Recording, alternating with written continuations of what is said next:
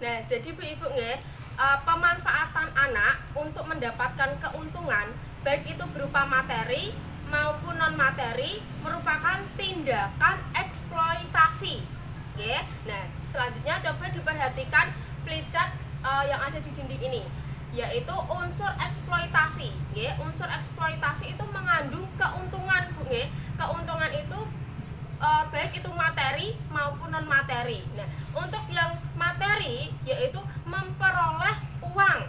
Ya, contohnya anak yang dilacurkan, dipekerjakan, disuruh mengemis. Nah, ini adalah contoh-contoh eksploitasi anak untuk mendapatkan uang. Oke, yang kedua bukan materi, yaitu pemanfaatan anak untuk mendapatkan status sosial dan kedudukan yang lebih tinggi.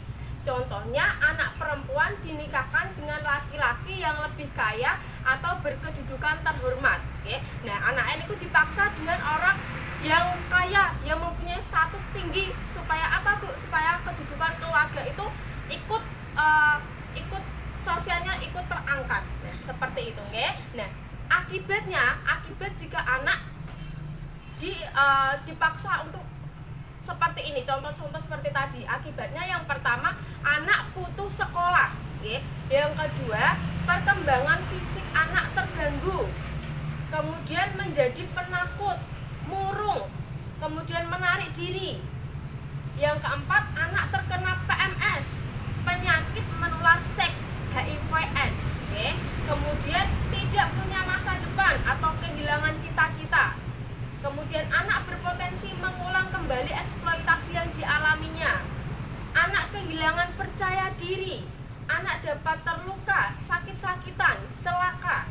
Anak tidak punya waktu bermain. Anak stres atau tertekan.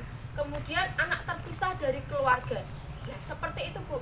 Dampak akibat anak mendapatkan perlakuan eksploitasi. Ya, jangan sampai seperti ini terjadi pada anak-anak ibu-ibu panjenengan. Ya. Selanjutnya, coba ibu-ibu menyebutkan contoh-contoh eksploitasi ya, yang terjadi pada lingkungan sekitar panjenengan. Coba untuk eksploitasi pemanfaatan tubuh anak. Ya. Coba Bu Yuyun, pripun Bu? Nggih, betul, menyuruh anak untuk mengemis. Nggih. Kemudian apalagi Bu Yayu? Nggih, pornografi anak. Nah, ini adalah contoh eksploitasi pemanfaatan tubuh anak. Oke. Yang kedua, tenaga anak, eksploitasi pemanfaatan tenaga. Contohnya apa, Bu? Anak disuruh menjual koran, betul. Terus apa lagi? Anak disuruh berjualan. Nah, seperti itu. Itu adalah contoh pemanfaatan tenaga. Oke. Coba contoh lagi untuk pemanfaatan kepolosan dan keluguan anak. Contohnya apa, Bu, tadi? Betul, okay? Yaitu memaksa anak untuk menikah dengan orang yang statusnya lebih kaya atau statusnya lebih tinggi. Nah, ini adalah contoh-contoh eksploitasi anak, okay? Kemudian coba diperhatikan flipchart 5, okay? Nah, tadi untuk contoh-contoh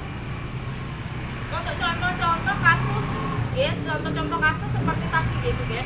Contoh eksploitasi ya, ada pemanfaatan tubuh anak. Contohnya tadi anak dilacurkan, pornografi anak mengalami kecacatan kemudian dipaksa untuk mengemis. Nah, ini pemanfaatan tubuh anak.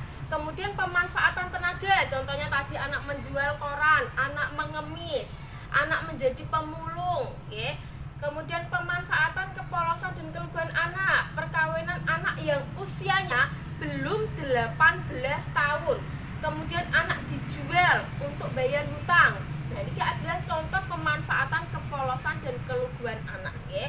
Jadi, kesimpulan dari pembelajaran ini ya, yaitu apapun bentuk eksploitasi untuk tujuan keuntungan sosial dan ekonomi, ada keuntungan lain, tidak dibenarkan ya, Bu, ya, apapun alasannya ya. Jangan sampai ini terjadi pada ibu-ibu dan lingkungan sekitar ibu-ibu. Ngoten nggih, Bu, nggih? Saged dipahami nggih, Bu, nggih? Terima kasih.